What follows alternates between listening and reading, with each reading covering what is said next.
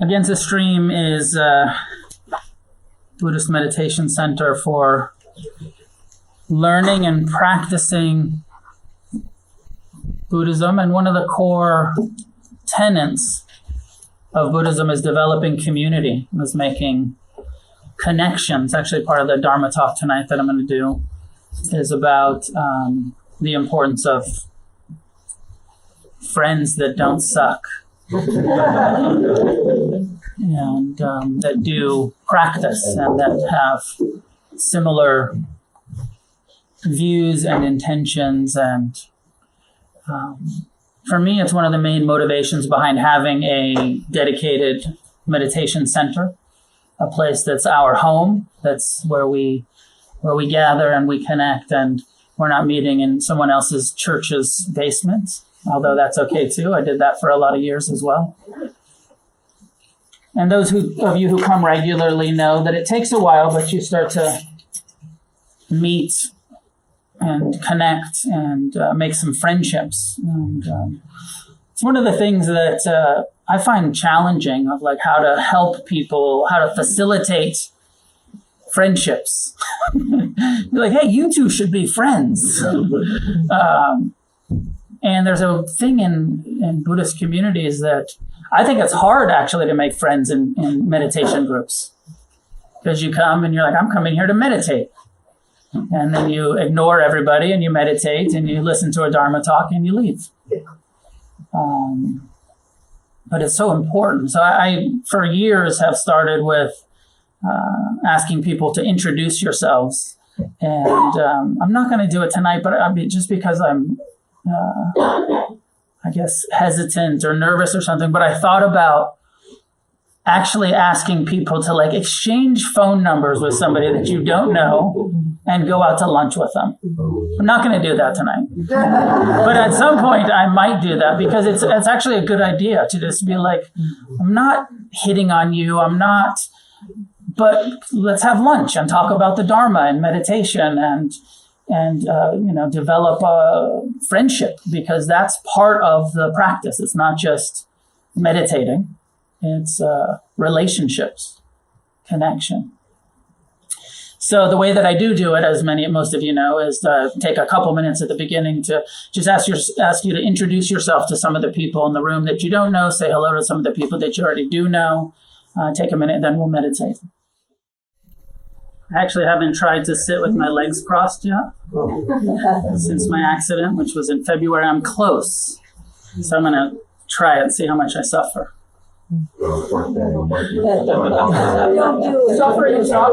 See how much I suffer. I just finished a 7-day retreat in Thailand a couple days ago and just got home. And on the retreat, I sat in a chair, but I started to feel like, it's close. It's bending enough. I think I'm close. Not all the way there, but I'm getting there. So welcome to everybody. We'll have about 30 minutes of meditation, and I'll give some meditation instructions, and then we will have a discussion afterwards. So find a way to sit that's upright and relaxed. Allowing your body to settle. Allowing your eyes to be gently closed. Taking a moment to soften any unnecessary tension held in the face. Releasing the jaw. Relaxing neck and shoulders.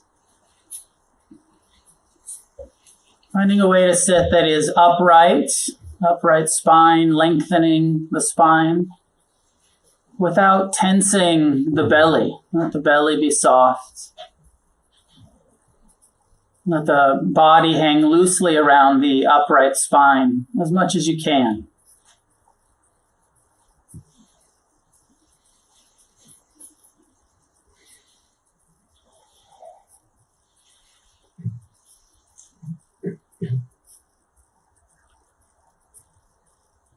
establishing an inner attitude of friendliness,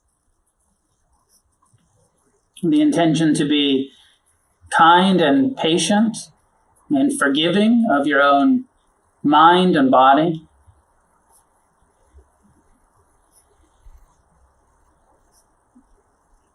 We establish mindfulness in the present time, non-judgmental awareness. And in the present, we experience thoughts and sensations, sounds, smells, tastes, images, seeing, emotions, energy in the body. Mindfulness is inclusive of the totality of this human experience, nothing outside of our present time kind awareness, friendliness towards what's happening right now. Not trying to stop anything, not trying to create any special experience, but turning towards investigating, accepting what's happening in this moment.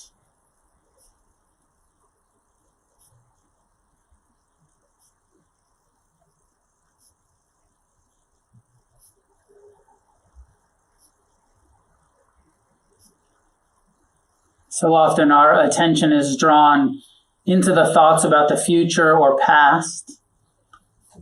We miss what's happening in the present.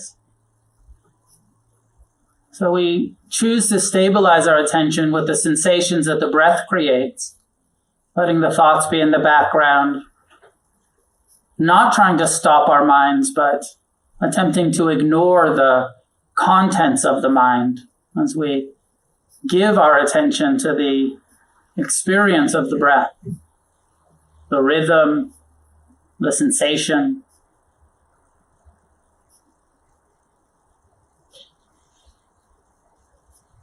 Each time the attention is drawn away from the breath, gently return, come back over and over to stabilize the attention here, now. And then we'll again expand to include the mind. But for now, just breath and body. The Buddha's initial instruction said, breathing in, one knows I breathe in. And breathing out, one knows I breathe out. So what allows you to know the breath? Where do you feel it?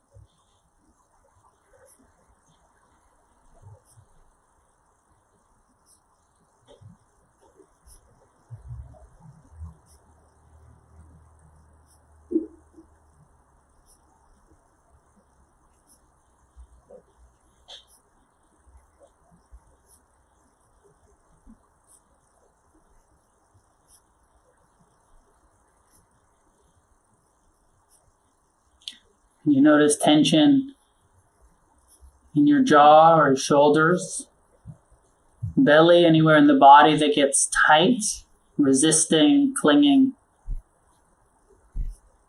physically softening. As you exhale, release that tightness in the jaw. Let the shoulders fall away from the ears. Let the belly be soft.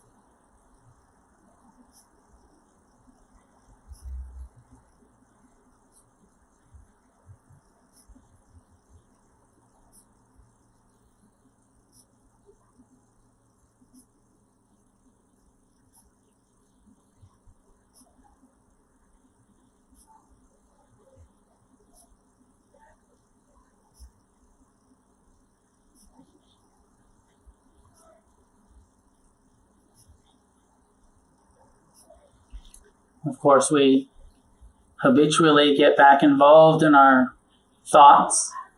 Again, really not trying to stop the mind, just disengaging. Let the thought float off like a bubble, like a cloud. Ground yourself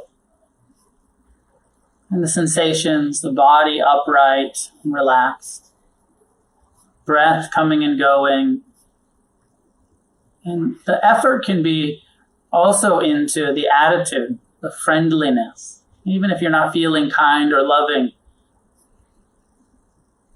the intention to be kind, the aspiration to be patient and compassionate. One breath at a time, just returning over and over to the body breathing.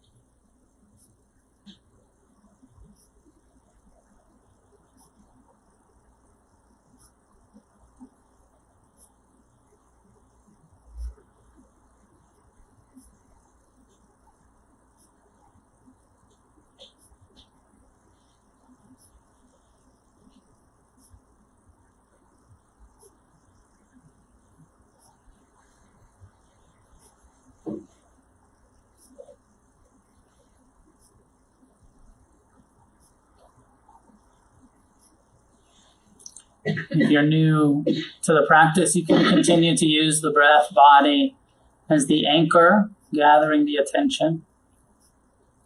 As I said in the beginning, mindfulness truly is inclusive of your whole experience, not just the breath, including the sounds. There's no such thing as a distraction from mindfulness. Just what's happening right now. Nothing can distract you from right now because it's happening right now.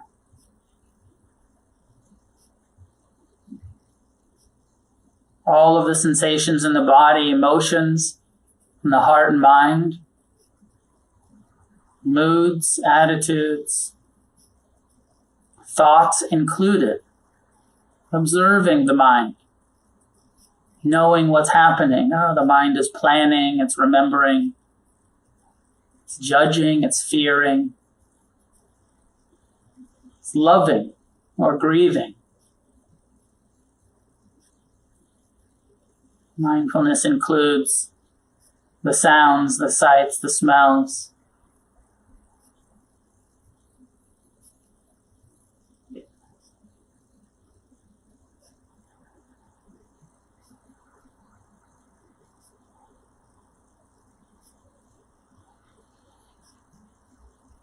So we receive in present time non-judgmental awareness, what's happening moment to moment. And again, with as much as you can, an attitude of friendliness, of patience, and of interest, investigation, inquiry into your own moment-to-moment experience.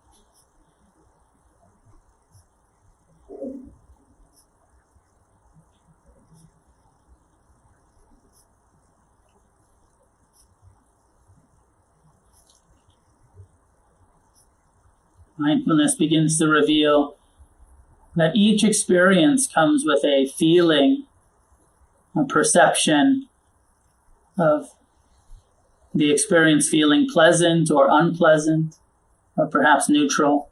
Every sound, there's a liking or disliking. Every sensation, every thought, pleasant thoughts, unpleasant thoughts.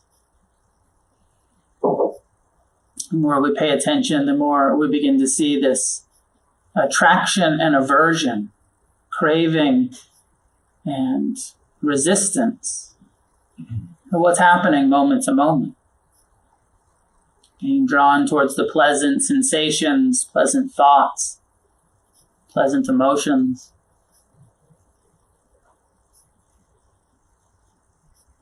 Being repelled by the unpleasant, the painful, even just sitting still for a while, discomfort in the body. Seeing our relationship to it, how quickly we want to fidget, we want to run, we want to avoid, ignore.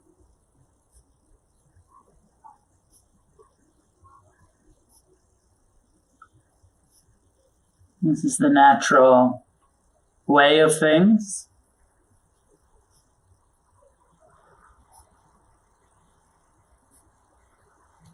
Through our practice, we increase our tolerance for discomfort and learn to meet it with mercy and compassion, learning to care about our pain rather than avoid it, rather than hate it.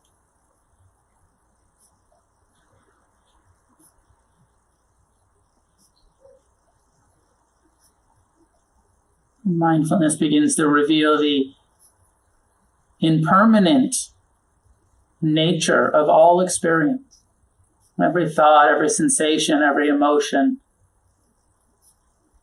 arising and passing, appearing, sustaining, and changing. Each breath coming and going, each thought unfolding, proliferating.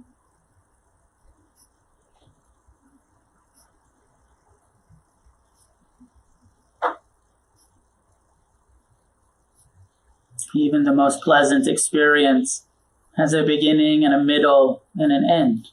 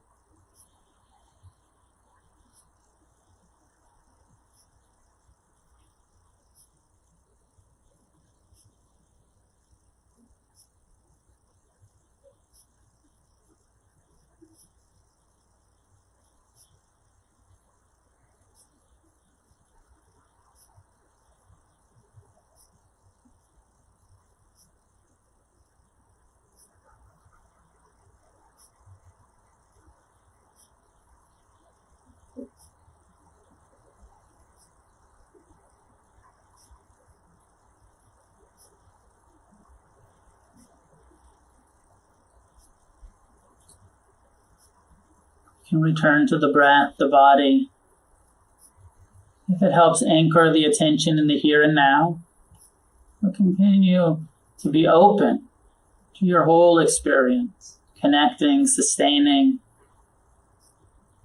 observing, receiving the unfolding, the impermanent reality that is your mind, that is your body.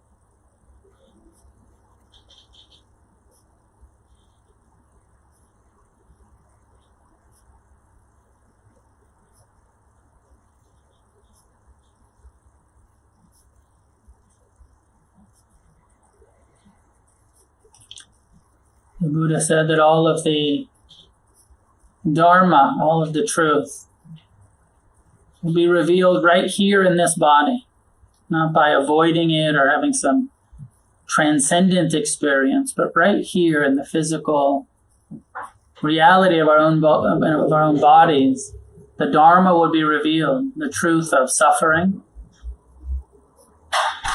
the causes of suffering, the clinging, the aversion, the self-centeredness that causes us to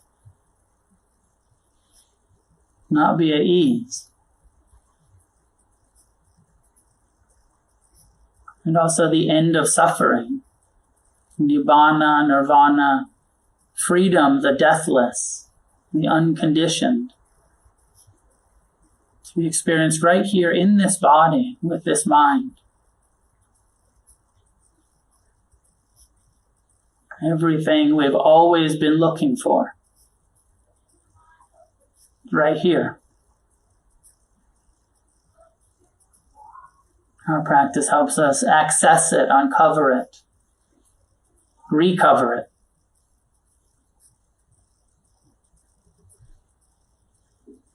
It being a reliable refuge, a refuge of wisdom, a refuge of compassion.